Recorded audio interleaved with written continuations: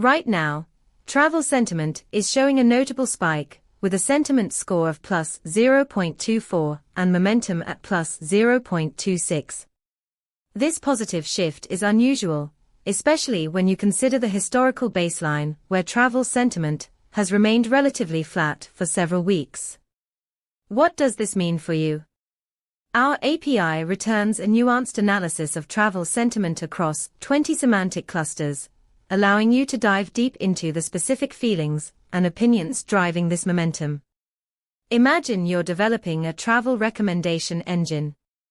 By tapping into this sentiment data, you can tailor suggestions based on current traveler feelings, enhancing user experience and engagement. Ready to integrate? Check out our documentation at pulsebit.lojenterprise.com/docs.